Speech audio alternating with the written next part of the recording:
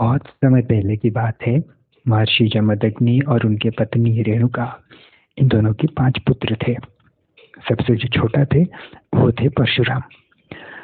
रोज अपनी बेटे जब जंगल में जाते थे फल मूल लाने के लिए, तो जाने के बाद उनकी माता नदी में जाती थी स्नान करने के लिए।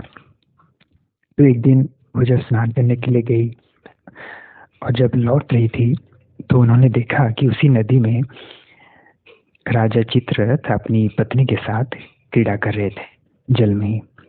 तो ये देखकर उनकी मन थोड़ा दूषित हो गया। उन्होंने उस राजा की फिर कामना की और इसी दूषित विचार की वजह से वो नदी में ही बेहोशी होने लगी। और फिर किसी तरह अपने आप को संभाल कर वो तुरंत जल्दी जल्दी आश्रम में लौट आई। हालांकि इस घटना को किसी ने देखा नहीं था, लेकिन उनके पति महर्षि जमदग्नि, वो तो दिव्य दृष्टा थे, उन्होंने आश्रम में बैठ के ही ये सब जान लिया और फिर अपनी पत्नी का उन्होंने धिक्कार किया।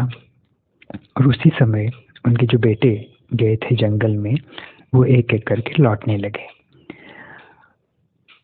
उनके हर बेटे को उन्होंने आदेश दिया कि अपनी माता की हत्या करो इस कारण की वजह से, लेकिन किसी ने भी उनकी बात नहीं मानी। और ऐसे 4 बेटे आए और चारों ने नहीं मानी, क्योंकि वो अपनी माता से बहुत प्यार करते थे। और फिर इस बात से क्रोधित होकर ऋषि ने उन सबको श्राप दिया कि तुम सब चेतनाहीन हो जाओ। जैसे पशु पक्षी होते हैं, विवेक नहीं होता उनका, वैसे। और उसी समय उनके जो सबसे छोटे बेटे परशुराम, वो आए। और वो जैसे ही आए, ऋषि ने उनको भी यही बोला कि तुम अपनी माता की हत्या करो, क्योंकि ये पापपूर्ण व्यवहार की है।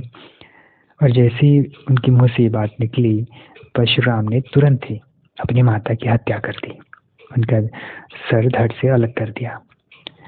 ये देखने के बाद महर्षि जमदग्नि ने बोले, तुमने जो आज किया है वो दूसरों के लिए बहुत ही मुश्किल है, फिर भी तुमने किया है मेरे आदेश का पालन करते हुए। इसकी वजह से तुम्हारी जो भी इच्छा है मुझे बता दो, मैं उन सब इच्छाओं को पूरा कर दूंगा। फिर परशुराम ने बहुत सारी इच्छाएं अपने पिताजी को बताया। पहला तो ये कि उनकी माता जीवित हो जाए। दूसरा, उनकी माता को ये कभी याद ना रहे कि उन्होंने उनकी माता की हत्या की। तीसरा, उनकी माता ने जो ये गंदी बात सोची थी पतिव्रता स्त्री होते हुए भी, तो ये पाप उनको कभी छू ना सके।